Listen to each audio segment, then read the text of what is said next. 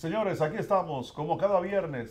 Ya saben ustedes, tenemos el prestigio y la distinción de recibir aquí, en la entrevista central de Primera Hora, al doctor Fidias Aristi, con quien vamos a conversar sobre diversos tópicos de interés.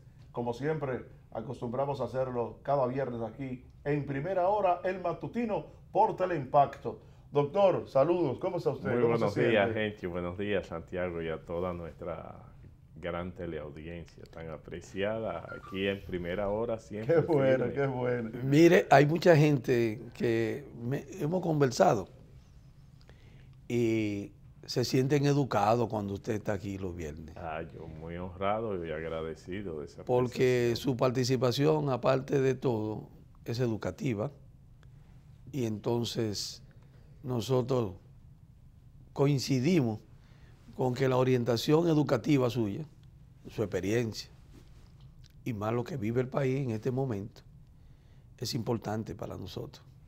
Bueno, yo lo que hago es corresponder con lo que ustedes desde el inicio del programa, de lunes a viernes, hacen desde la primera hora. Desde la primera hora. Mire, doctor, a propósito de la primera hora, ha concitado la atención del país el viaje del presidente Danilo Medina a juntarse este fin de semana con el presidente de Estados Unidos, Donald Trump, y junto a otros presidentes. Hay que decirlo que no solamente es con Danilo Medina, junto a otros presidentes. Que hay gente que ha dicho que precisamente son esos presidentes de Estado que están contrarios y han votado en contra de Venezuela en los diferentes cónclaves. ¿Qué opinión le merece a usted con relación a eso? Bueno, lo primero es que nuestro presidente, con la gracia de Dios, que siempre que le bendiga, sale dentro de una hora y algo, sale desde San Isidro a asistir a esta convocatoria muy importante que hace el presidente Donald Trump. Yo quisiera, quizás para una mayor comprensión de lo que significa desde mi óptica este encuentro, referirme, y como decía Santiago, por el fin educativo que tiene el programa, referirme primero adentrarme en los inicios del siglo XIX en Estados Unidos con la doctrina Monroe. En el año 1823, el presidente James Monroe, en su sexto discurso ante la Unión, sexto discurso de la Unión, proclamó lo que era el pensamiento y la doctrina de John Quincy Adams, en el sentido que se resume, en la expresión que se resume, América para los americanos. En ese momento, esa expresión y esa doctrina en sí misma concitó mucha simpatía en los ideales libertarios de nuestros pueblos, luego convertidos en repúblicas, en naciones propiamente, en Estado-nación. ¿Por qué? Porque era una respuesta al convenio de Viena que se había producido entre Prusia, Austria y Rusia, que formaron lo que se dio en llamar la Santa Alianza. Las altas alianzas. Que era un atentado, si se quiere, contra los ímpetus republicanos de nuestros pueblos, porque era un regreso a las monarquías o un apoyo a esta, donde allí existiera en nuestros territorios que hoy conforman América. Frente a eso, el presidente Monroe quiso expresar que esta era una zona para estos pueblos nuestros. Sin embargo, en 1845, un columnista muy reputado de la época, Sullivan, esbozó lo que se llama la doctrina del destino manifiesto. La doctrina del destino manifiesto se resume diciendo que desde el Atlántico, desde las orillas del Atlántico hasta el Pacífico, debe ser una zona de firme influencia de las instituciones y de la política norteamericana, de Estados Unidos. El presidente Trump durante su campaña, enarboló el lema Primero América. Primero América, yo siempre lo observé como una versión actualizada de la doctrina del destino manifiesto.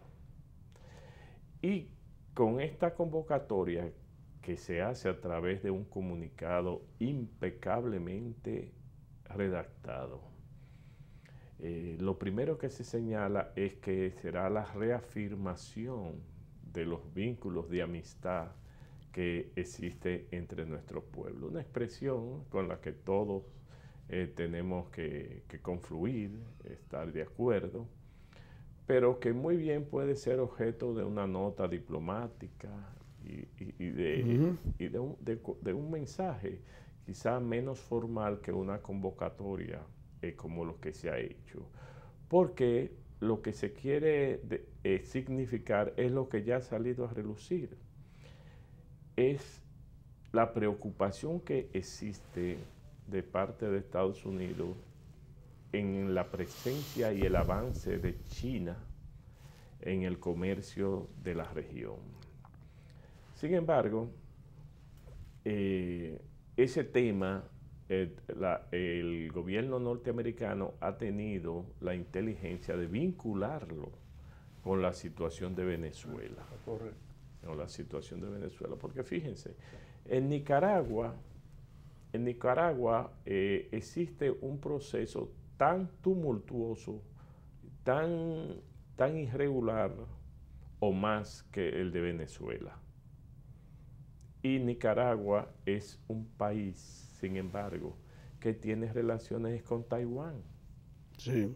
Y no con China, la República de China Popular, como la hemos llamado.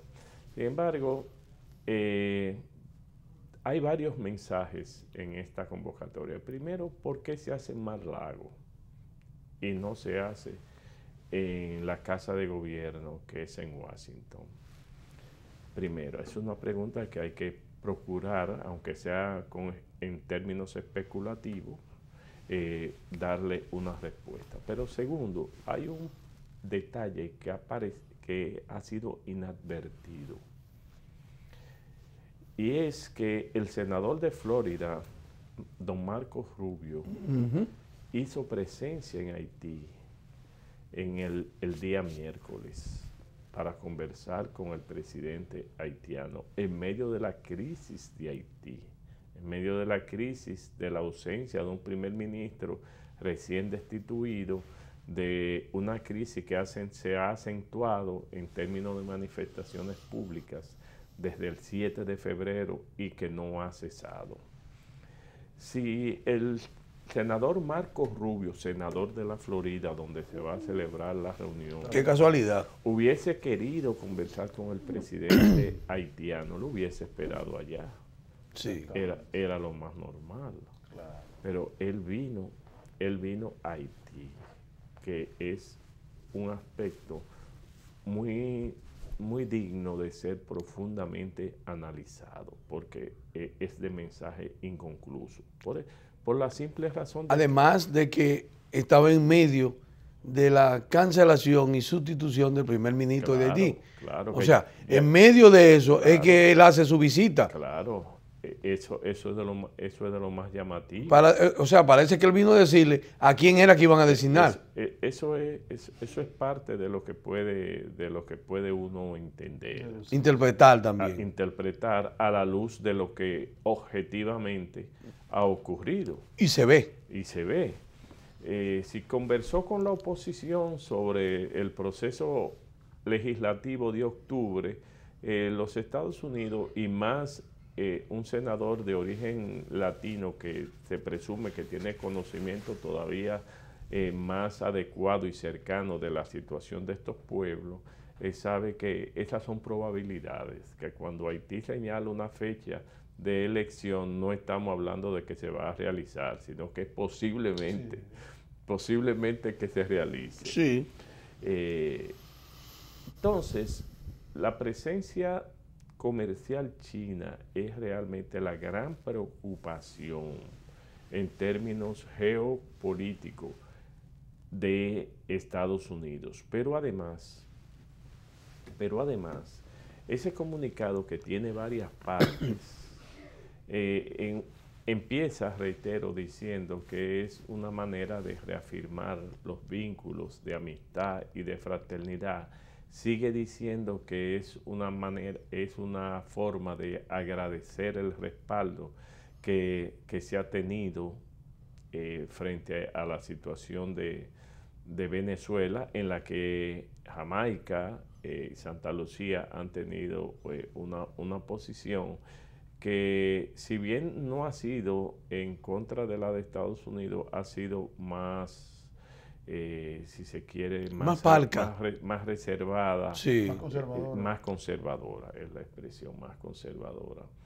Pero al mismo tiempo, el comunicado en su tercera parte señala un aspecto importante para Donald Trump y los Estados Unidos: es la posibilidad de inversión en nuestra zona por parte de los Estados Unidos, por parte del capital norteamericano. Pero para mí la más importante es la última declaración, es el último párrafo de la declaración, cuando se señala que se quiere reafirmar que Estados Unidos es el socio favorito, es el término que se emplea, preferido, es el término que se emplea, que es el socio preferido por la región. No lo ha dicho la región, lo ha dicho Estados Unidos, lógicamente para que la región lo reafirme y lo confirme con su presencia. ¿Qué quiere decirnos esto? ¿Cuál es el estado que decide las elecciones en Estados Unidos? Es Florida. Por eso la reunión se está haciendo en Florida, no se está haciendo en Washington, porque en el fondo Donald Trump también quiere reafirmar en términos electorales sus potencialidades para su reelección.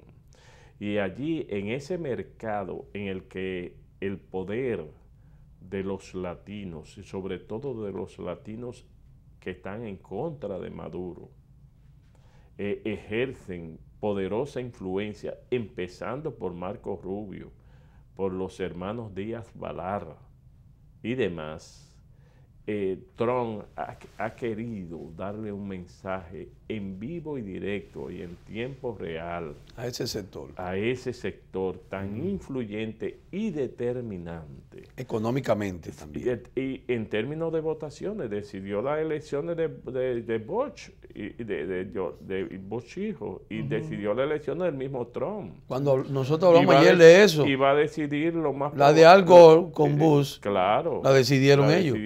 Y también ahora, sí, ahora con Donald Trump, y es lo más probable que decidan por el número de electores, de representantes, que decida también las elecciones de las próximas elecciones de Estados Unidos. Entonces, para Donald Trump es un nicho de primer orden y es un mensaje muy claro y en procura de fortalecimiento de su figura y de su liderazgo frente a Estados Unidos y frente a la región.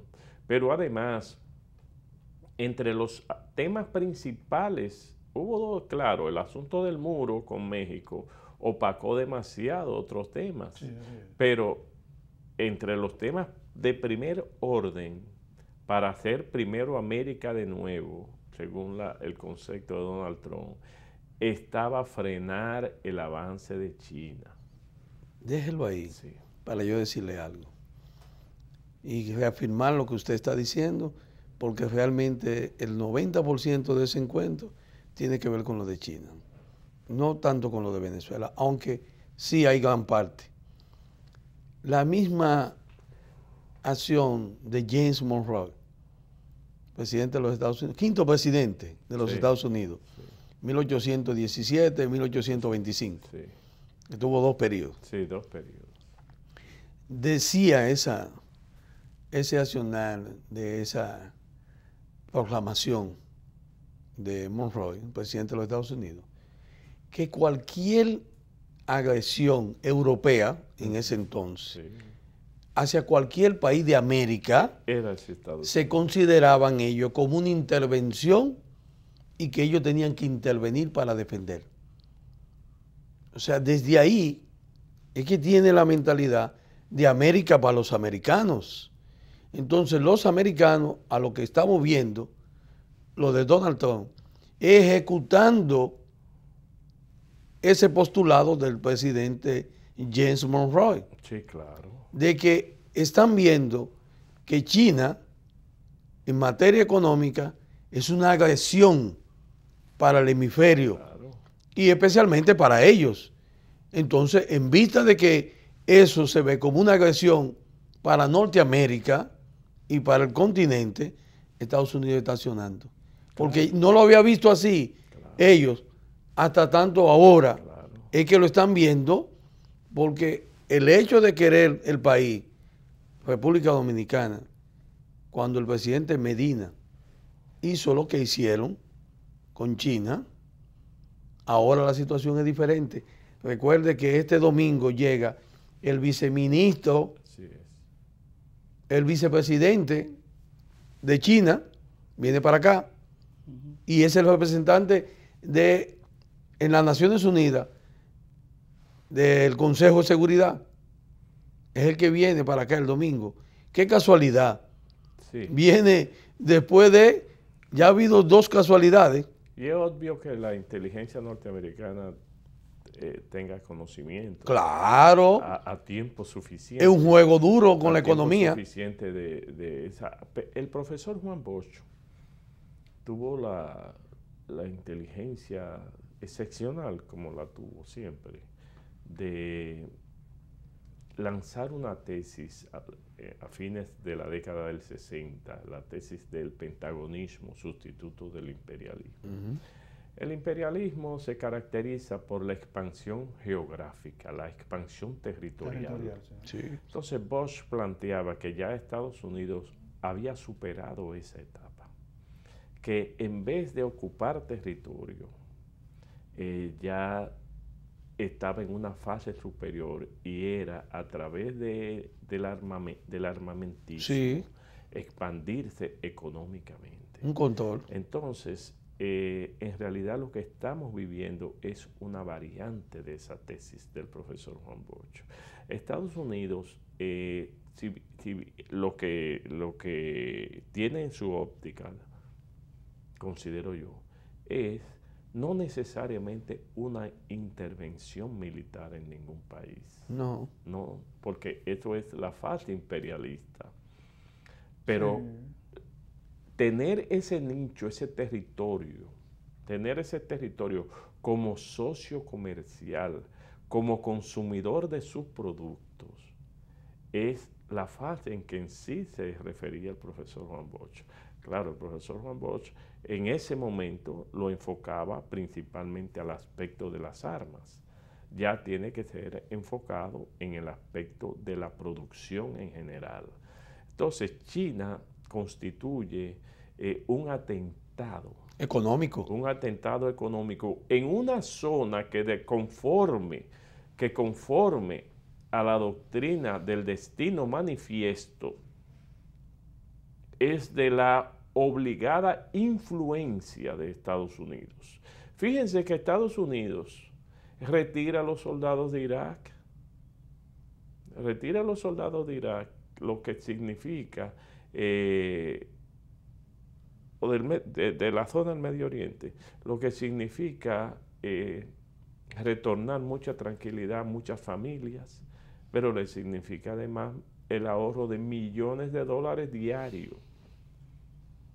Entonces, van a ellos a regresar a sus hogares, a esos soldados, para irlo a introducir a Venezuela, para introducirlo en Venezuela. No, Venezuela es la gran excusa, muy justificada desde la óptica de Estados Unidos, la gran excusa para frenar el avance de China, que ha sido evidente en nuestra región, Pero agréguele ahí, doctor, que la industria más grande de Estados Unidos es la industria armamentista.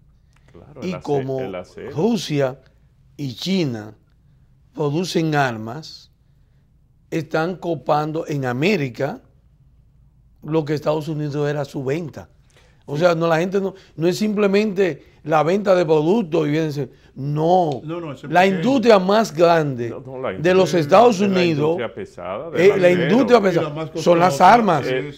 Entonces, Brasil, pero también, Venezuela, pero también, o sea, la compra que no es a ellos, doctor, es lo que más está afectando. Pero en los últimos años también la nueva tecnología. Por eso el problema con la señora que está en Canadá. Sí. ¿Por qué? Porque nosotros en Latinoamérica no tenemos ya necesidad de armamentos. Sí. Porque en realidad, ¿dónde están las guerrillas? Sí, es cierto. Pero sí tenemos necesidad de celulares. Sí, y de laptop y de iPad. Y eso es lo que los chinos comprende. Le han robado a los norteamericanos y que los americanos se sienten que han sido burlados. No, y además que, por ejemplo, el litio en Sudamérica, en el peor de los casos, tiene un 55% de los yacimientos mundiales. Ah, sí. Y para algunos estudios tiene un 85%. Y la otra parte está en Nigeria. En Nigeria. Exactamente. Es decir, está fuera del territorio de las grandes potencias. Sí. O del territorio del que ellos no tienen influencia de ninguna naturaleza. Bandera. Ahora, ¿cuáles son los países? ¿Cuáles son los países que no tienen buena relación con Estados Unidos? En Sudamérica. Nicaragua, en el Caribe y América Latina, Nicaragua, Bolivia, Venezuela y Cuba. Venezuela y Cuba, porque Uruguay primero es un país de poco consumo, un país de 3 millones de habitantes, y es un país que sabe navegar. México es un socio natural. Ahí no hay choque. Natural y obligado. Sí. Y en Uruguay su cultura es centrada, su consumo es natural. Sí. O sea, no hay esa gran pasión de la importación. Ni nunca se va y Ecuador ya dejó de ser lo que era. Claro. O sea, ya pasó. Y Colombia y Argentina. Y Argentina. Sí. Es decir, las potencias latinoamericanas y República Dominicana, que es la economía más sólida del Caribe. Sí. Nosotros no tenemos inconvenientes con Estados Unidos. Los únicos son esos países. Nicaragua muy empobrecido. Cuba no tiene capacidad de compra. Y Venezuela está en una crisis cada vez más agudo por el proceso inflacionario sin precedentes. Y la única excepción es Bolivia. En el mundo. Y entonces Bolivia, vamos a ver cómo se da la situación política en Bolivia. Que eso está por ver. Que no es verdad que le van a permitir a Evo eso está continuar. Eso está por ver. Sí, eso está por ver. Eso está por ver. Es decir, Estados Unidos tiene una visión geopolítica lo suficientemente clara y eso justifica el llamamiento, ya como dije, por razones geopolíticas, pero también para razones internas de Donald Trump. Eso es lo que yo enfoco. Con mira a las próximas elecciones de Estados Unidos, fortalecer el voto de la Florida en su favor.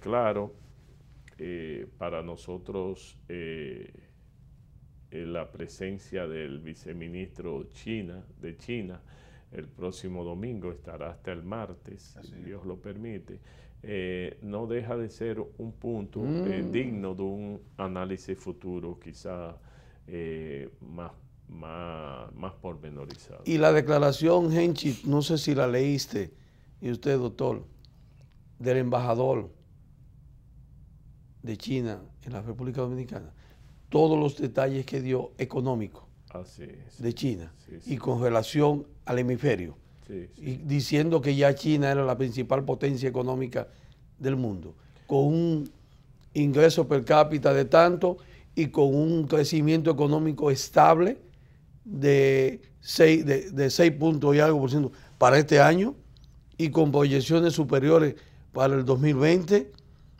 y que le iba a liberar a todos los socios del Caribe y del continente el no pago de impuestos, ni para la importación ni para la exportación. Pero óigame, cero arancel. Sí, pero eso acentúa la preocupación de por eso es que le digo. Estados Unidos, claro. Oye, cero arancel. Lo que está planteando con eso son atractivos.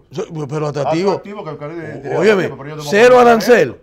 Independientemente de cualquier tipo de relación que pueda tener con Estados Unidos, tengo que aprovecharlo. Y más países pobres. No estoy hablando del DR Casta. Claro. Ellos están diciendo que vamos a hacer un acuerdo con Centroamérica, es que ustedes, los socios nuestros, no van a pagar. No van a pagar. Pero eso de la óptica norteamericana tiene que verse como una competencia desleal. Claro. Ay, y si a eso le agregamos que Estados Unidos es deudor, ajá, de China. También de China. Claro. Entonces la situación todavía es más complicada. Por eso es que... Más complicada. Ay. Y Estados Unidos, fíjense, el problema de Venezuela se ha mantenido en el estado en que se encuentra, gracias al apoyo de China y de Rusia. Así es. Sí.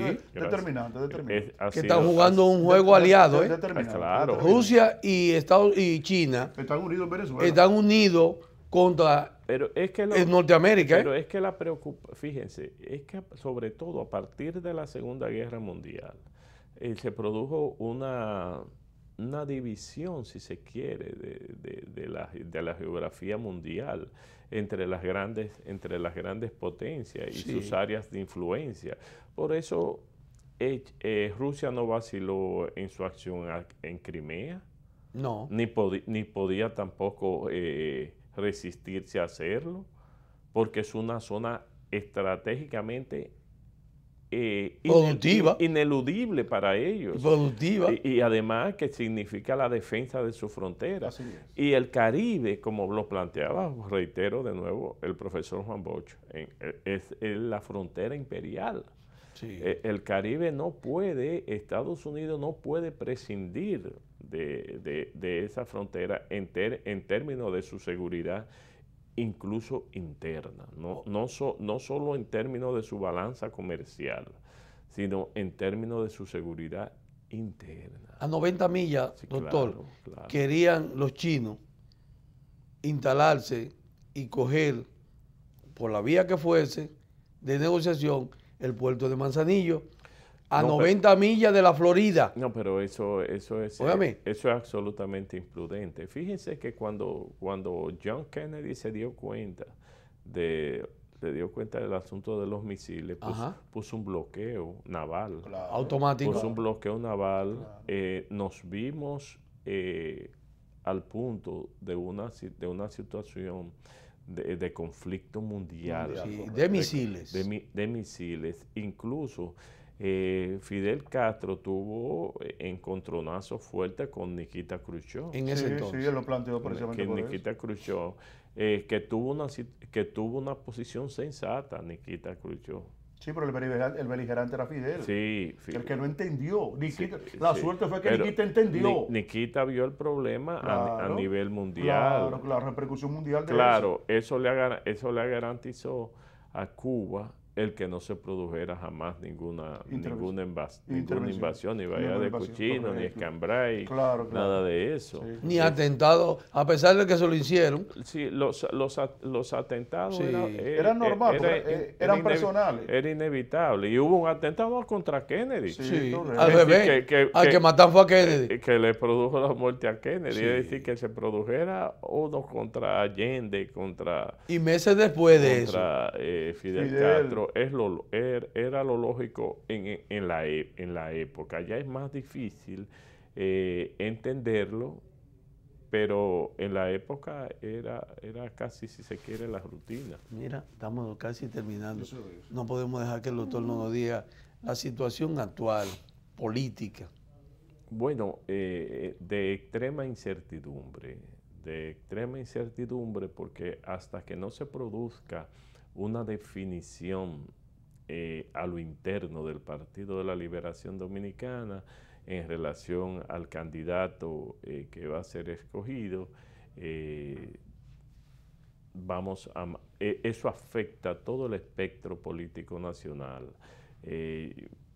Mi sugerencia es muy simple, y es pedir a estos dos grandes líderes, no solo del Partido de la Liberación Dominicana, sino del país, que procuren una fórmula que le permita salir airoso, mantenerse unidos y que el país siga en los rieles del progreso, porque definitivamente que con los gobiernos del Partido de la Liberación Dominicana, tal y como lo dijo el presidente Balaguer, que había dejado el avión para despegar, el Partido de la Liberación Dominicana ha sabido encaminar este avión ya despegado, y hemos obtenido grandes logros en medio de grandes dificultades que todavía persisten, pero que esas dificultades podemos irlas superando en la medida en que ese liderazgo representado en el presidente Danilo Medina y el presidente Leonel Fernández puedan ponerse de acuerdo para continuar el progreso, como lo dice el mismo eslogan. La oposición política le ha faltado, desde mi óptica, suficiente empuje, la necesaria coherencia para poderse presentar como una alternativa viable y posible frente al Partido de la Liberación Dominicana. Yo creo que nuestros países necesitan de oposición firmes, cual sea. Creo que además es necesario que la oposición tenga su espacio. El presidente Balaguer dio ejemplos que hoy se le ve su alcance. El presidente Balaguer, por ejemplo, la Cámara de Diputados en el 90 se la ofreció a la oposición, en el 94 por igual. Decía, hay espacios sociales que siempre deben ser cedidos a la oposición en aras de un interés superior, que es el equilibrio político y social. Pero eso no lo ha hecho el PLD. En eso han fallado, bueno, doctor. Pero está a tiempo de hacerlo. En eso han fallado. Está a tiempo de hacerlo. Mire, usted sí, pero era un estilo de Balaguer. Balaguer era otra cosa, entendía otra cosa. Pero tú crees, ya no vamos. ¿Tú crees que usted cree que no hay marcha atrás? Y que bajo cualquier circunstancia es para adelante que vamos. Bueno, tendríamos que ver primero la definición, porque lo de no hay marcha atrás y lo de bajo cualquier circunstancia tendría que ser a partir de un resquebrajamiento de esas relaciones que yo espero que sean buenas. Así es. Señores, gracias. El próximo lunes nosotros volveremos con todos ustedes a través de Teleimpacto, canales 22 y 52. Tengan todos un feliz fin de semana, y el doctor Fidias Aristi, Dios mediante, volverá a estar con nosotros compartiendo el próximo viernes otros tópicos de interés aquí en la República Dominicana y en el exterior. En esta cátedra educativa.